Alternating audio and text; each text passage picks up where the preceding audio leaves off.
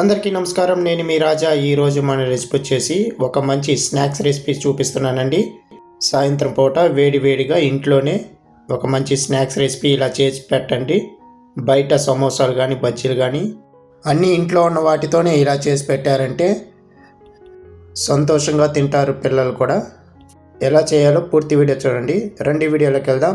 ముందుగా ఒక mixing bowl తీసుకొని అందులోకి 1 కప్పు దాకా గోధుమ పిండి తీసుకోవాలండి. ఇందులోకి 1/4 టీ స్పూన్ వచ్చేసి ఉప్పు వేసుకోండి. 1 టీ స్పూన్ వరకు ఆయిల్ వేసుకొని ఇప్పుడు ఆయిల్ పిండి అంతా బాగా కలుపుకోవాలండి. ఇందులోకి కొంచెం వాటర్ కొంచెంగా పోసుకుంటూ రెగ్యులర్ చపాతీ పిండిలాగా కలిపెట్టుకోవాలి. ఈ లోపల మీకు ఒక చిన్న రిక్వెస్ట్ అండి, ఎవరైతే నా ఛానల్ కొత్తగా చూస్తుంటున్నారో సబ్స్క్రైబ్ చేసుకొని చూడండి. ఇలాంటి స్నాక్స్ రెసిపీలు, కొత్త రెసిపీలు మన ఛానల్లో చాలా ఉన్నాయి. అవి కూడా చూసి నేర్చుకొని తినండి. వీలైతే మీ ఫ్యామిలీ మెంబర్స్కి, ఫ్రెండ్స్కి షేర్ చేయండి, సపోర్ట్ చేయండి. ఇలా కలిపెట్టుకున్న తర్వాత మూత పెట్టుకొని ఒక 10 నిమిషాల పాటు అలాగే వదిలేస్తే పిండి అంతా బాగా సాఫ్ట్గా వస్తుంది. ఈ లోపల మనం ఒక స్టఫింగ్ని రెడీ చేసుకుందాం. ఒక మిక్సింగ్ బౌల్ తీసుకొని 2 మీడియం సైజు ఉల్లిపాయలని ఇలా సన్నగా కట్ చేసుకొని వేసుకోవాలి. అలాగే ఇందులోకి తొక్క తీసినట్టు ఒక చిన్న క్యారెట్ ముక్క, అలాగే ఒక చిన్న బంగాళదుంపలు కూడా ఇలా తురిమి వేసుకోండి. చాలా బాగుంటుంది, తినేటప్పుడు మంచి టేస్ట్గా ఉంటుంది, పిల్లలకు కూడా మంచి బలం ఇస్తుంది.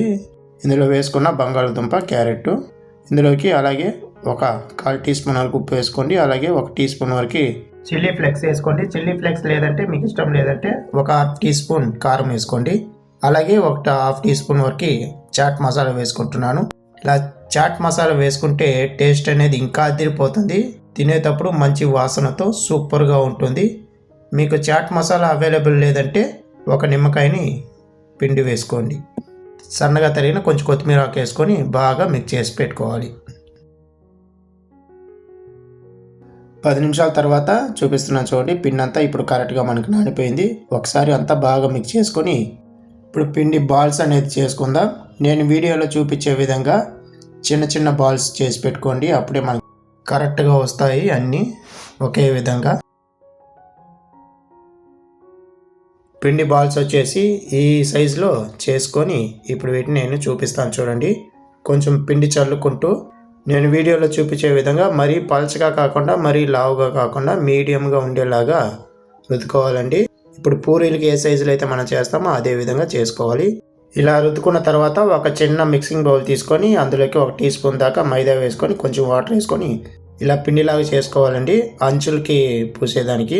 ఇలా పూసుకున్న తర్వాత ఇప్పుడు స్టఫింగ్ని మనం అందులో పెట్టుకొని 1 టీ స్పూన్ దాకా ఇప్పుడు నేను వీడియోలో చూపించే విధంగా ఫోల్డ్ చేసుకోండి.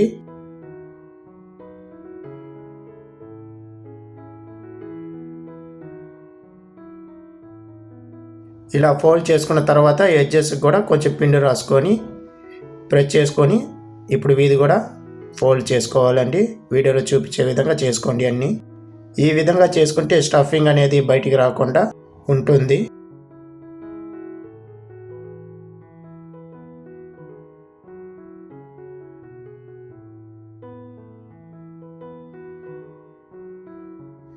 చూడండి, అన్నీ ఇదే విధంగా చేసి పెట్టుకోవాలి. ఎప్పుడు ఒకే విధంగా కాకుండా ఇలా డిఫరెంట్గా చేసి పెట్టారంటే చాలా ఇష్టంగా తింటారు. నాకు ఇక్కడ 6 వచ్చాయండి. ఇప్పుడు వీటన్నిటిని మనం డీప్ ఫ్రై చేసుకుందాం. స్టవ్ మీద కడాయి పెట్టుకొని డీప్ ఫ్రై సరిపడా ఆయిల్ వేసుకొని ఇప్పుడు ఒక్కొక్కటిగా వేసుకొని మంట మీడియం మంట మీద పెట్టుకొని ఫ్రై చేసుకోవాలండి.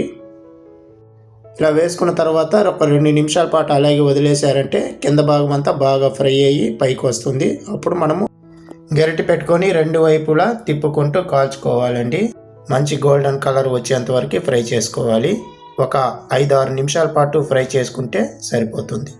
ఒకసారి ఇలా స్టఫింగ్ పెట్టి చేసి పెట్టారంటే బయట సమోసాలు కానీ బజ్జీలు కానీ అడగరు, ఎందుకంటే అంత రుచికరంగా ఉంటాయి. ఇది అన్ని ఇంట్లో ఉన్న వాటితోనే సింపుల్గా ఇలా చేసుకొని తినండి.